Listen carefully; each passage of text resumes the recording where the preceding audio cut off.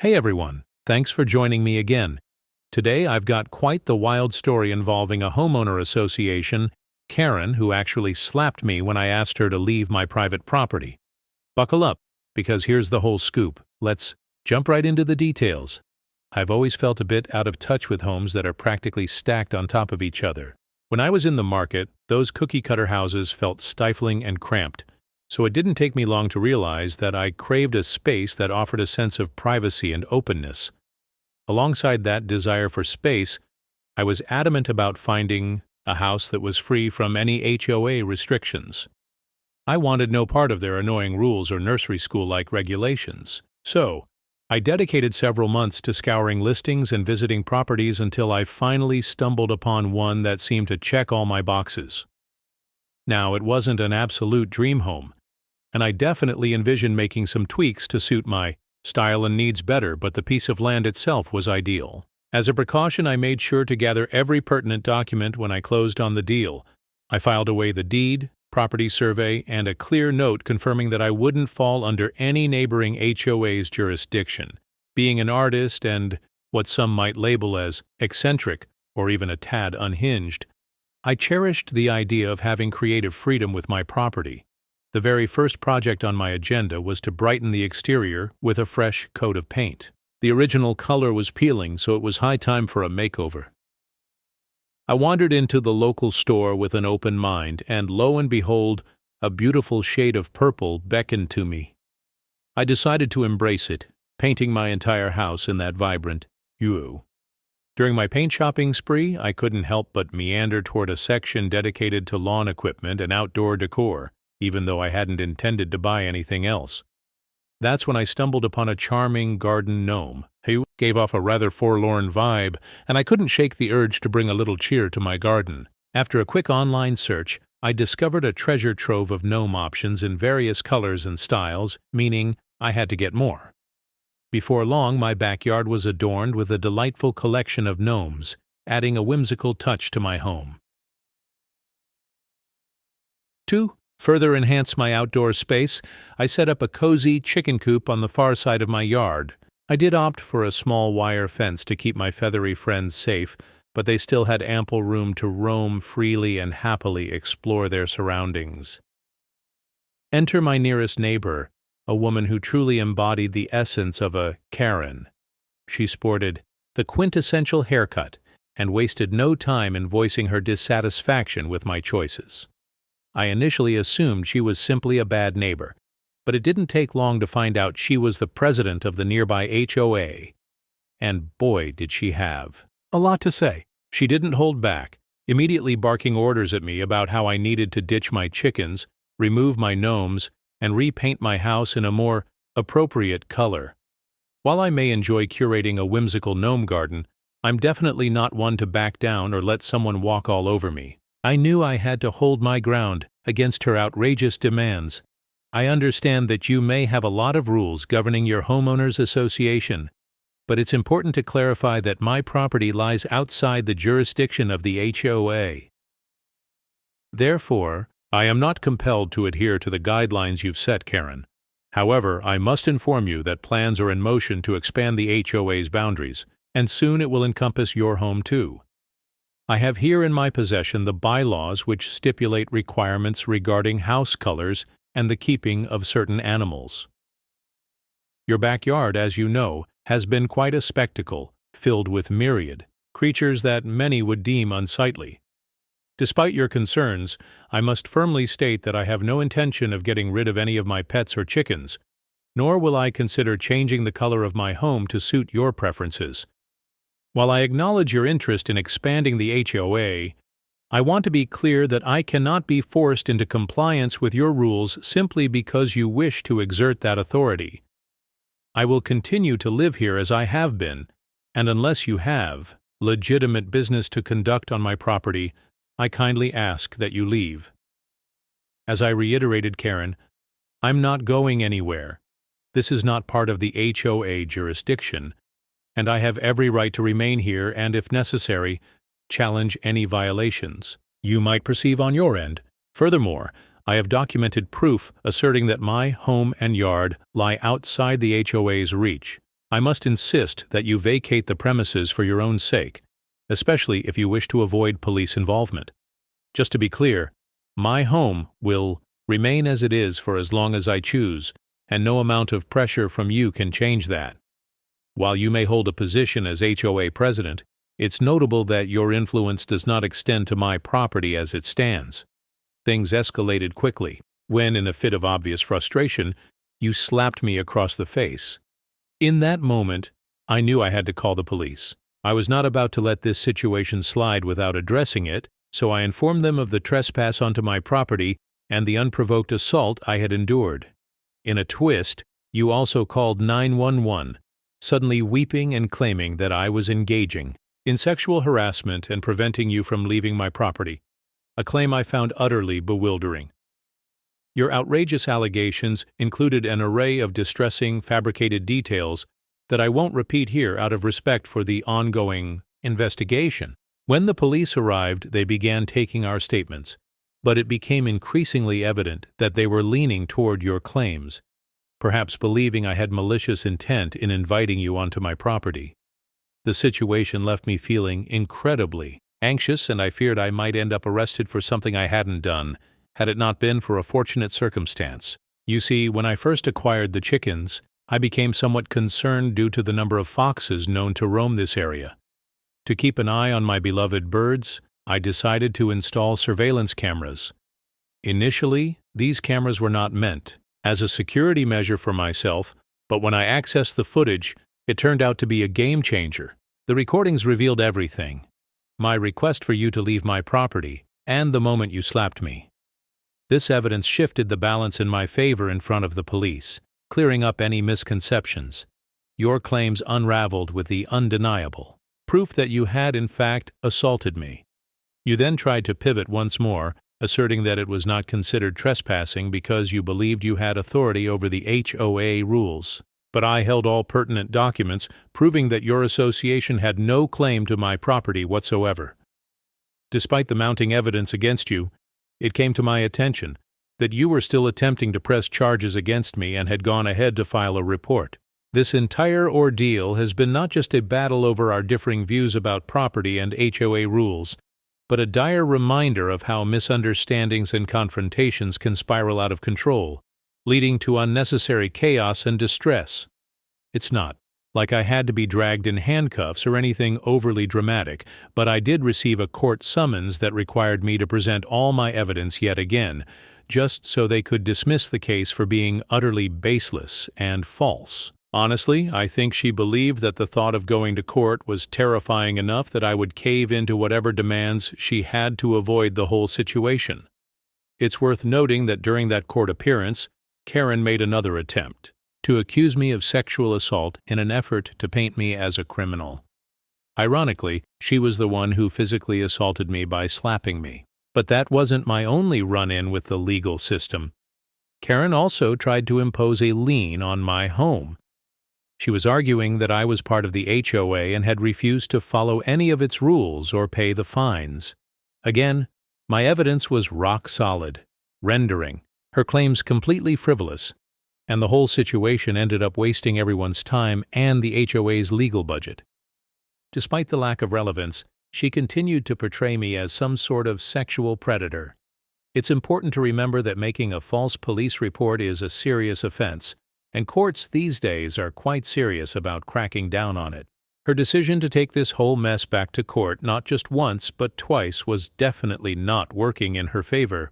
She faced criminal charges for lying to the police right at the scene, making false statements over the phone, assaulting me, and was already being held in contempt of court for perjuring herself by claiming I assaulted her. All these elements combined strongly indicated that she wouldn't likely be seeing the outside of a prison for quite some time. Throughout this ordeal, I was staying updated through another board member from the HOA. Court issues and jail time take considerable time to unfold, and while Karen was out on bail, she was still in the vicinity. Due to her actions, the HOA had initiated an official meeting to discuss her removal from her position of power. I composed a letter that described how I had been victimized by her abuses. Alongside my letter and the subsequent vote, Karen was, ultimately, ousted from the HOA. While I realize my main concern should be her facing justice in prison, and yes, that is indeed satisfying, there's a different kind of joy I feel when I picture the expression on her face as she was voted out, in front of everyone. That moment was truly special. Now, shifting gears, I hope everyone continues to enjoy the HOA stories. Up next, we'll dive into an Am I the Jerk story that raises a thought-provoking question. Am I the jerk for not sharing my mother's inheritance with my siblings? I'm 28 years old, a female, and I have 6 siblings. Our mother recently passed away in November after a tough battle with stage 4 cancer. I had a really close relationship with her. We would often spend time together, and my 4 children, 5-year-old twins, a 3-year-old, and a 1-year-old, were all very fond of her. Being the youngest of all my siblings, I watched as my older siblings didn't prioritize spending time with our mother until her last few months when she was unable to care for herself anymore. Currently, I live with my boyfriend, 38, and our 4 children in a cozy 3-bedroom apartment. It's a nice apartment we've settled into, but it certainly doesn't accommodate our large family the way we need it to.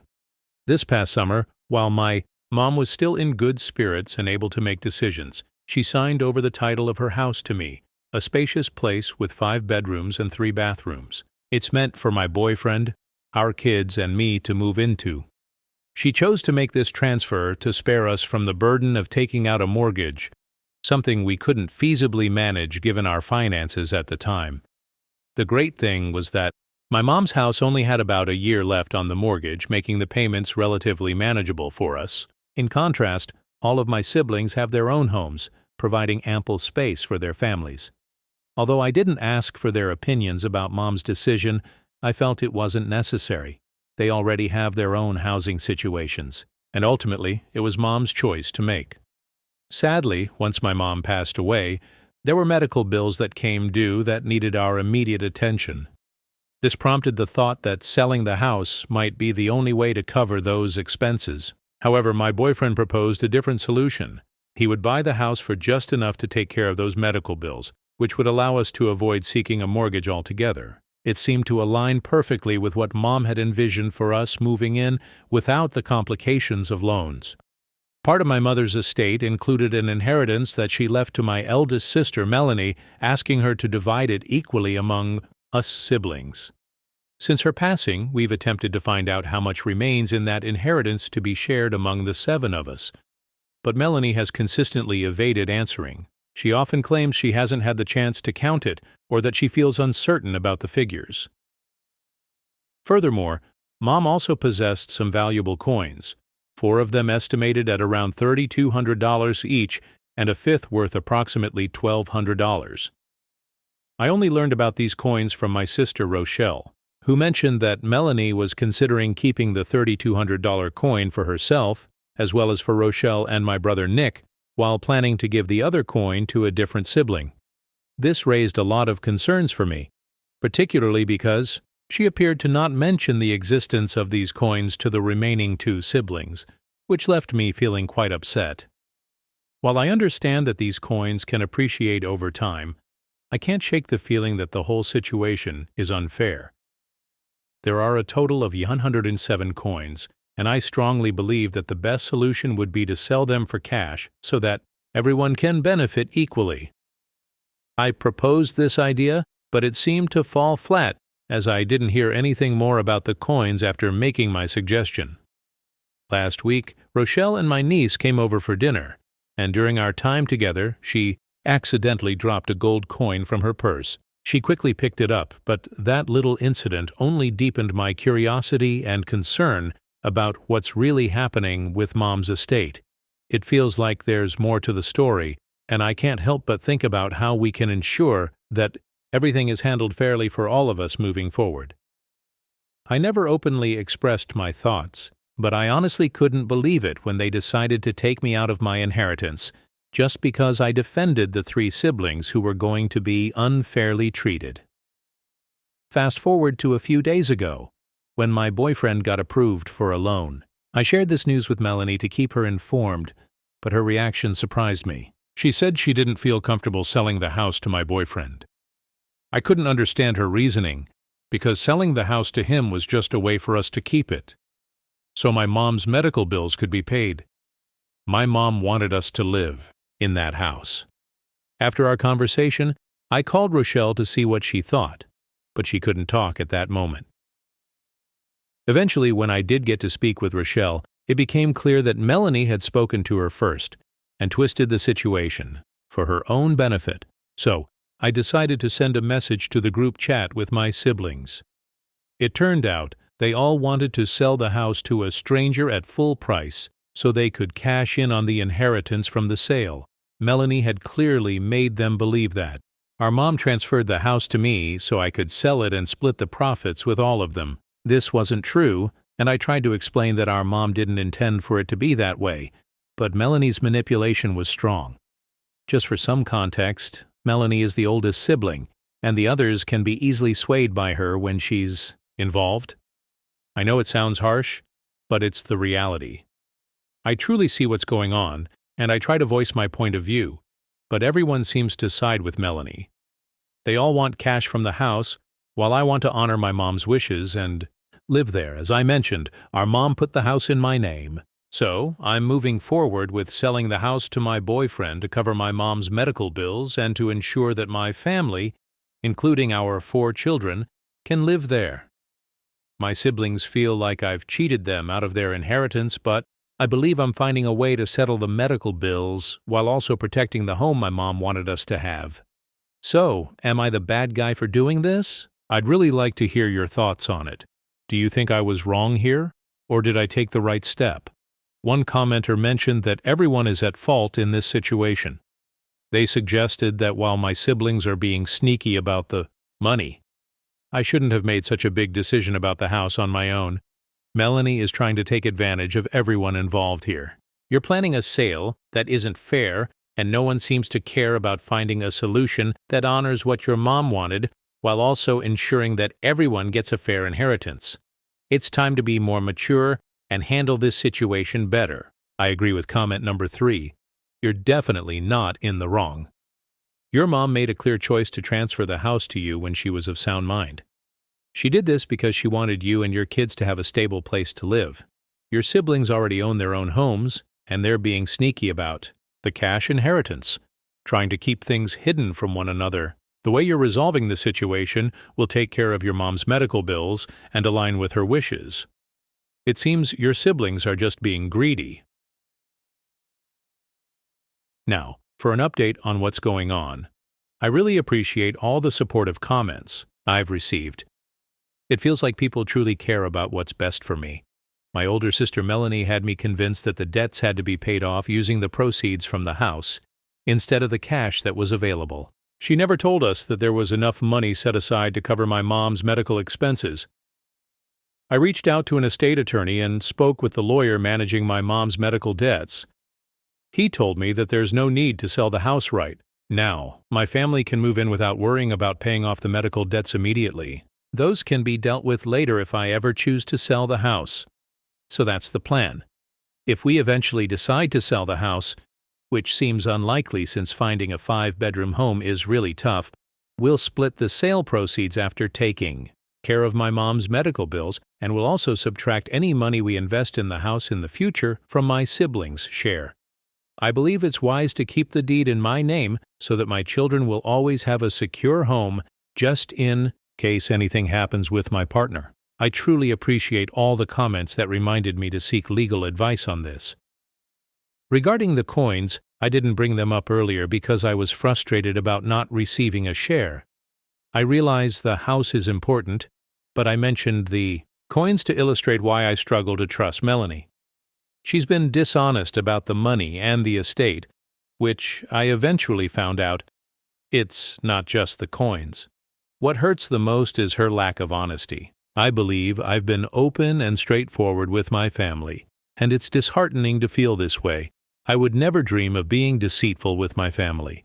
For me, honesty and integrity are paramount, especially in our conversations. Once I felt comfortable and secure enough to talk with the lawyer, I decided it was time to inform my siblings through our group chat. I shared with them what was happening, reassuring them that the house would remain in my name. Melanie has been trying to manipulate the circumstances surrounding this situation. I sense that as soon as she thought I was selling the house to my boyfriend, she'd twist it to make it seem like the issue wasn't that I was keeping the house, but that it wouldn't be under my name anymore. It's evident that she's furious that she can't control the narrative anymore, but the reality is, this was my mother's intention from the start, for me and my children to have a secure place to live, with my boyfriend always part of that. Picture. While Melanie may still be upset, I honestly don't see the problem anymore. The next story I'd like to share is about my mother, whom I've come to realize fits the Karen mold. Now that I'm older, I've distanced myself from her, but I can still vividly recall the events from when I was a teenager, around 15 years old, back in 2005. We went to one of our favorite cafes for lunch. After placing our orders, we stepped outside to wait. The cafe had two designated areas, one for smoking and one for non-smoking. My mother, despite her strong disapproval of smoking, chose to sit in the smoking area. I warned her that this was the smoking section, but she dismissed my concern. Few moments later, a small group arrived and began smoking. Naturally, this triggered her. She loudly expressed her discontent, making sure the group heard her, proclaiming, "Oh my gosh, what's with the smoking? This is a family establishment." I couldn't believe what I was witnessing. I suggested to her, "Why don't we move to the non-smoking area?" But she was adamant. "No, I'm not going anywhere. I was here first. They should move." The group seemed either oblivious to her or choosing to ignore her completely, as they continued without any response. My mother, undeterred, called out to them, "Excuse me, would you mind not puffing your smoke directly at me? This is incredibly disrespectful." It was almost comical, as they weren't directing their smoke toward her at all. One member of the group responded calmly, "Ma'am, this is the smoking area. We are allowed to smoke here." To which she retorted, "No, you're not. I'll have you thrown out of here for disrespecting me." In a huff, she stood up and went inside, leaving me to turn to the group with an apology while she was gone.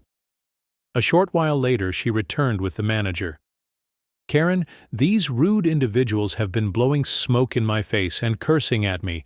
I want them to be removed immediately." The manager replied, "Ma'am, this is the designated smoking area. They have the right to smoke here. As for the language, excuse me, but I intervened. They weren't swearing or doing anything inappropriate." "Mom, just please stop," I interjected. The manager added, "If that's the case, ma'am, I can certainly seat you elsewhere if you prefer." "No, we aren't moving," my mom insisted.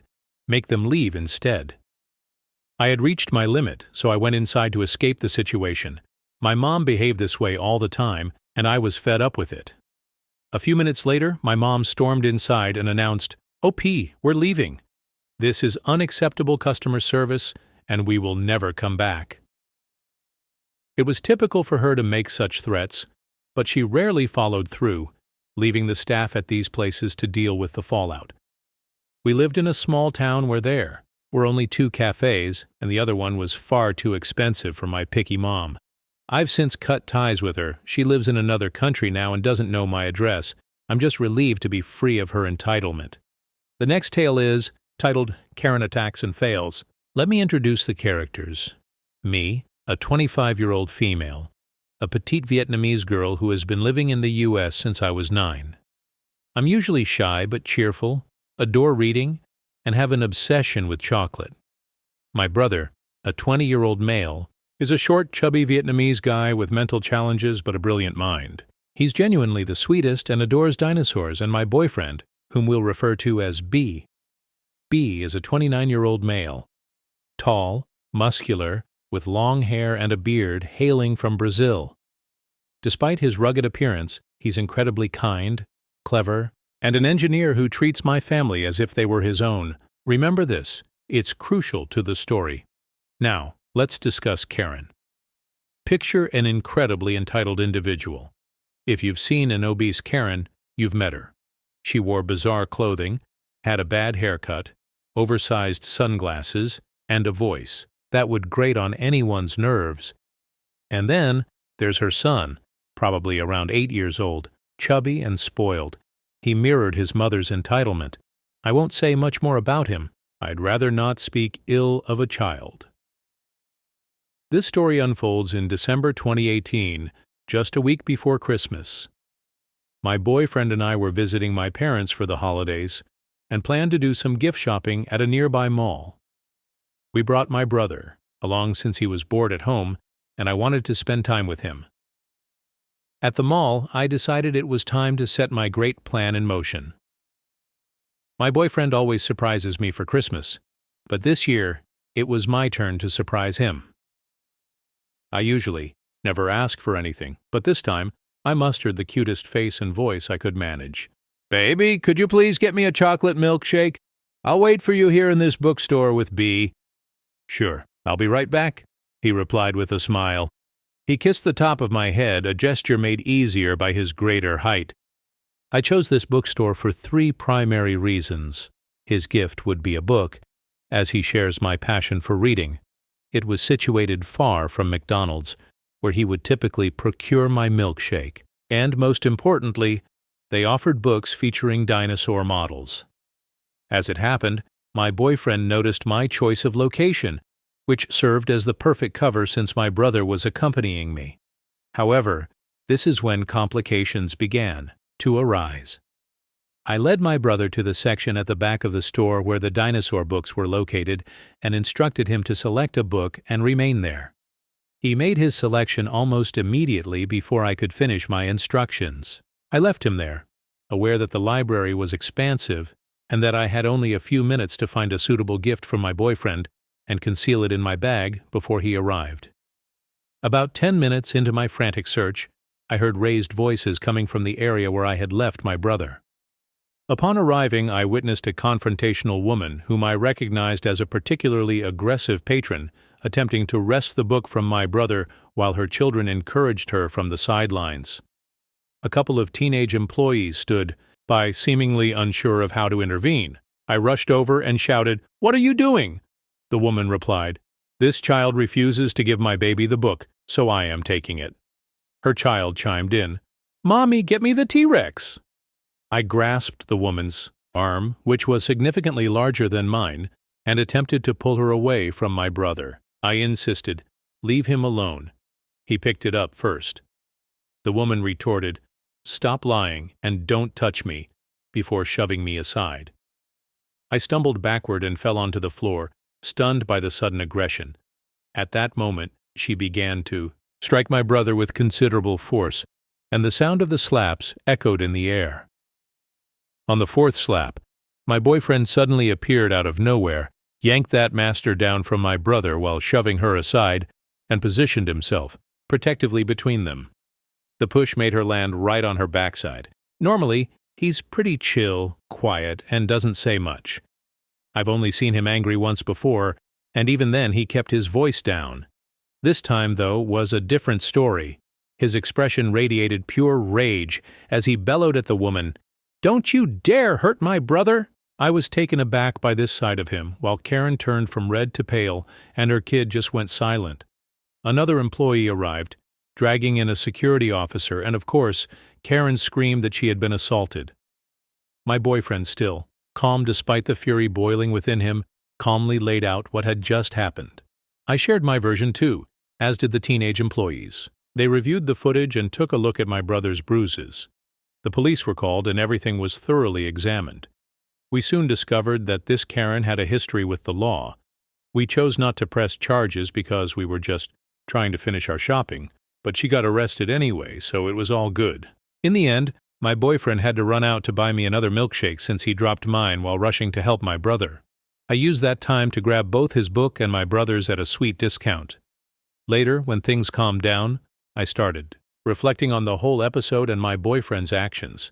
He may have looked intimidating in that moment, but the way he handled himself was both cool and attractive. He referred to my brother as his and protected him fiercely. It reminded me of a lion defending its pride. My parents were so touched they nearly shed tears. If they admired him before, now they absolutely adored him, even going so far as to call him son. My brother grew closer to him too, and their Street Fighter sessions are simply wholesome and hilarious. As for me, let's just say that night was unforgettable, and my hips were sore the next morning, much more than a mere fall could ever explain. We're excited to share that we're planning to get married once this pandemic comes to an end. And yep, he was totally surprised by the book. Mission accomplished. But before we wrap up this video, I've got one last story of petty revenge that you won't want to miss. It's titled, Hit My Car and Leave? Bad Move. This involves my mom, who we'll call Sarah, a 64-year-old woman facing severe disabilities, and a couple who clearly don't care about other people's property. So picture this. My mom is in the parking lot getting ready to head into a restaurant. Just for context, she parked in the handicapped space. Then, this disrespectful couple pulls up and parks right next to her. They swing their door wide open, slamming it into my mom's car. Sarah rolls down her window and tells them, "Hey, you just hit my car pretty hard when you opened your door. Did you not see that?" They glance back, shrug, and casually say, "Oh, sorry about that," before heading inside without offering a single thing to resolve the damage. My grandpa used to say, "I don't get mad, I get even." Keep that in mind. So my mom watches as they go into the restaurant, sit down, and act like nothing happened. Once they're out of sight, she opens her door hard, smashing into their car, not just once, but again and again. Then, feeling like she's had enough of the whole dining experience, she drives off. The takeaway? Just because someone is disabled doesn't mean they won't take action when it's needed. Thanks for watching, everyone. I'll catch you again tomorrow.